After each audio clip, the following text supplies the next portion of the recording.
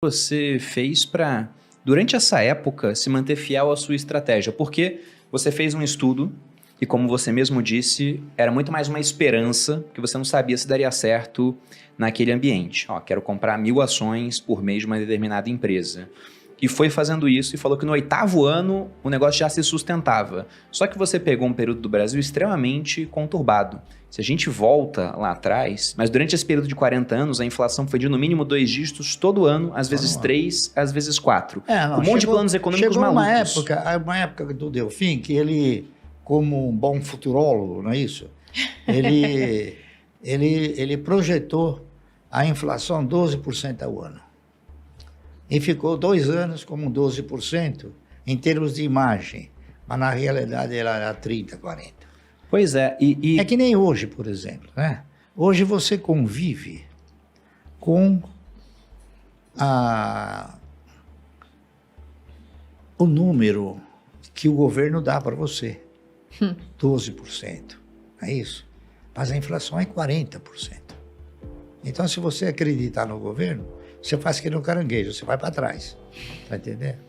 Você empresta o dinheiro para ele. Ele quer que você acredite que é 12, porque ele precisa do teu dinheiro para se financiar. Ele pega pagando a juros baixos, parte dos títulos, por exemplo, são corrigidas por IPCA, mais uma taxa, quanto mais baixo o IPCA, claro, menos ele paga. Aí IPCA, IPCB, IPCC, tudo que você imaginar de IP, é tudo conversa para boi dormir.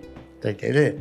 Isso aí é a enganometria que conduz a você a sensação de que você está, através de um índice, você está sendo remunerado. Quando, na verdade, você não está nem corrigindo o seu dinheiro. Você faz o seguinte, o que eu fiz sempre.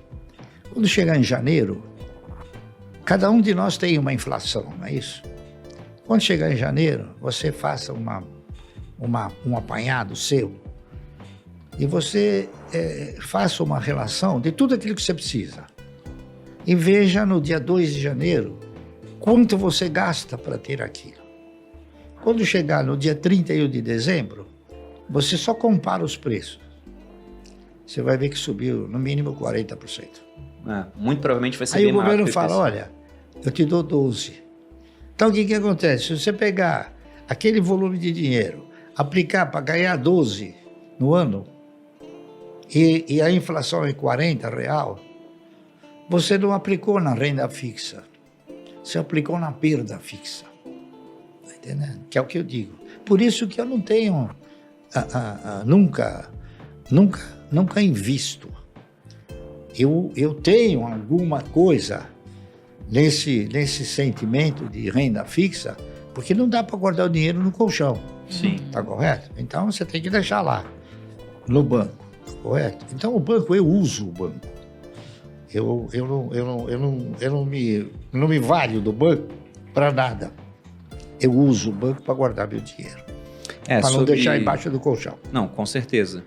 Mas sobre isso do IPCA, ótimo que você falou, porque de fato se você pega e mede a sua própria inflação, muito provavelmente ela vai dar muito mais alta do que o índice do governo, Sim. Porque na própria metodologia do IPCA eles colocam lá, que é uma cesta de consumo para famílias que ganham entre 1 e 40 salários mínimos.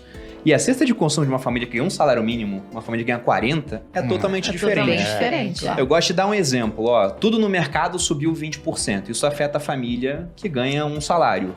E aí, por algum motivo, pandemia, por exemplo, passagem aérea caiu muito. Aí o IPCA fica mais baixo porque a passagem aérea caiu, sendo que a família de baixa renda não está pegando voo naquele momento. E nem a de alta renda, às vezes, que está fechado. Então, o que caiu porque não teve demanda. Mas o que você quer comprar está tudo muito mais caro. Então, muito provavelmente, se você fizer sua conta de inflação em casa, de fato, a tua inflação particular vai ser muito mais alta do que a inflação que nós vemos medida por um índice, que é a do IBGE, o IPCA, e o IBGE também é um órgão do governo. Então, pode ser que eles queiram até, não estou falando que isso acontece hoje, mas o governo fala, olha, a carne subiu muito. O brasileiro nem gosta tanto de carne assim, não. Agora o brasileiro é vegano. Tira a carne aí e bota uma outra coisa para corrigir o índice. Deixa só o feijão, bota o por pirulito, exemplo. Né? Eles botam que não subiu, põe pô. o pirulito, que o pirulito não aumenta. Mas aí, já falando um pouco agora sobre futuro.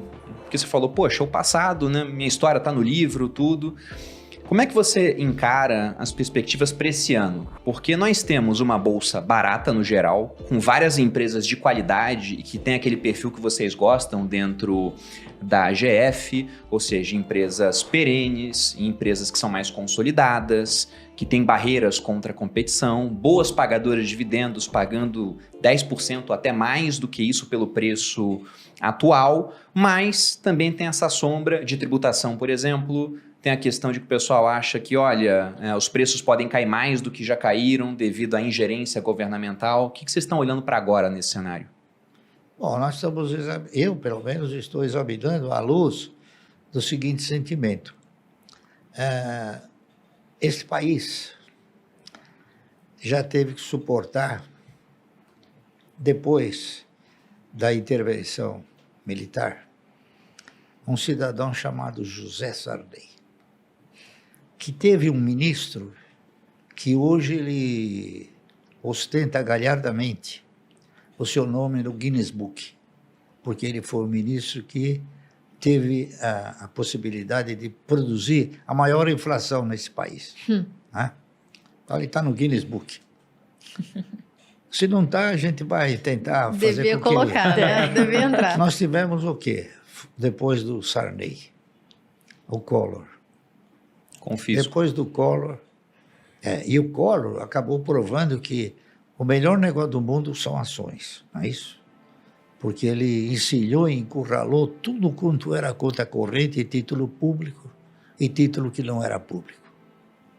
Então, ele mostrou a todos os brasileiros que ações têm uma garantia que não se imagina e uma segurança que ninguém interpretava ter. Muito bem. Depois nós tivemos um outro presidente, que foi, como é que era o nome dele? O do Topete? O Itamar? Itamar Franco. Né? Depois nós tivemos o pior presidente que esse país já teve, na minha opinião, que foi o Fernando Henrique. O Fernando Henrique, ele criou uma fantasia que os brasileiros não fazem ideia de quanto tinha de lantejoias essa fantasia. Ele conseguiu fazer com que o real fosse mais forte que o dólar. Uma piada.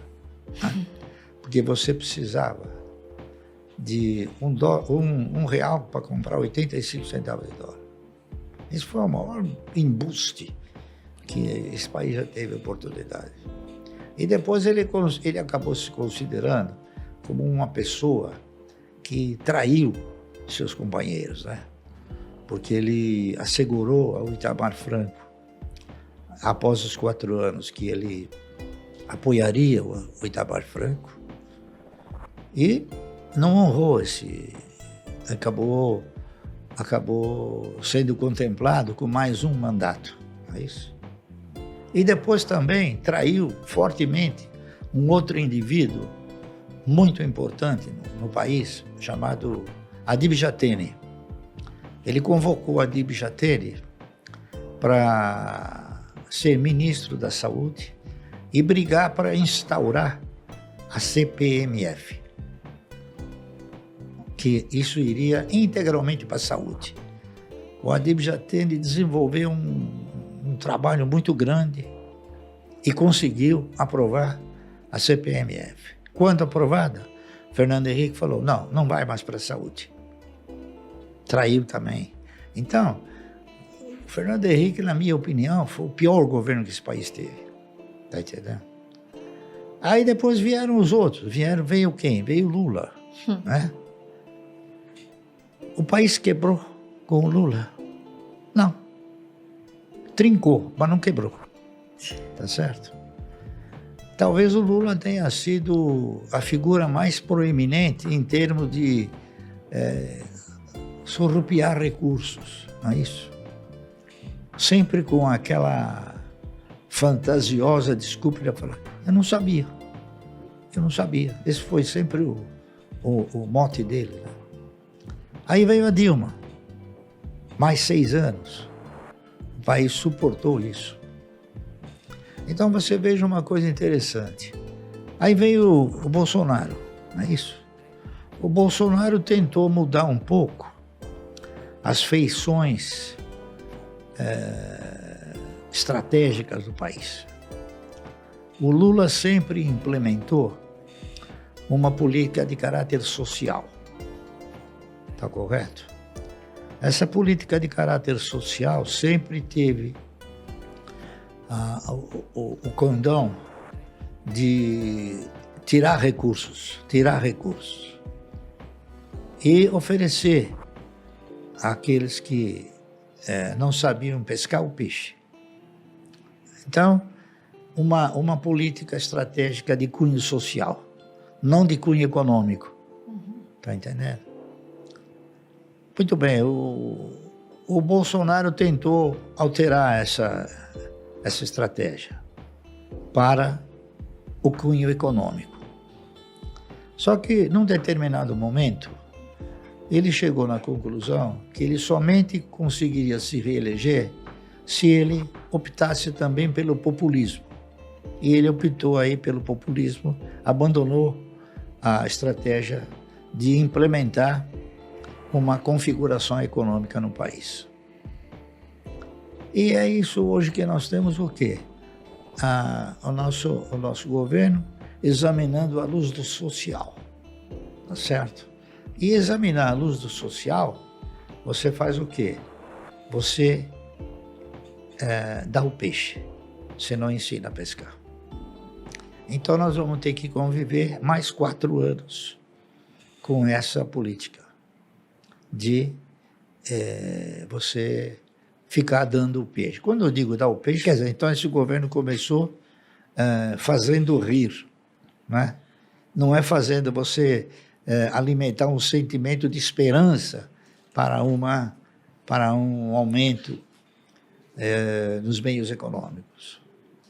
Então, de onde é que vai se tirar dinheiro para dar todo esse benefício social? Se não do povo brasileiro. Daqueles que são os que geram riqueza. Entendeu? Então, a gente precisa torcer e rezar para que esses 4 anos passem rápido. Eu ia dizer, então, estamos lascados. Tá certo? Uma perspectiva otimista. Não, eu tenho uma perspectiva realista na minha sim, opinião. Não, eu concordo. Tá bem. Porque você veja bem, você pega quais são os acenos que você tem em termos de economia. Os juros altíssimos, a inflação alta, tá entendendo? Então, o povo perdeu o poder aquisitivo. E na razão direta que a inflação ela se acentua, você perde mais poder aquisitivo. Nós temos também uma outra falácia por parte dos nossos governantes, de que esse país aqui é um país que tem uma má distribuição de renda. Só que eles se esquecem que são eles que determinam essa distribuição de renda. Quando eles têm que aumentar o salário mínimo, é 3%. Quando tem que aumentar o salário deles, é 50%. Então, ao longo do tempo, essa diferença vai se acentuando. Está correto? Então, a gente tem que tentar se prevenir disso. E como?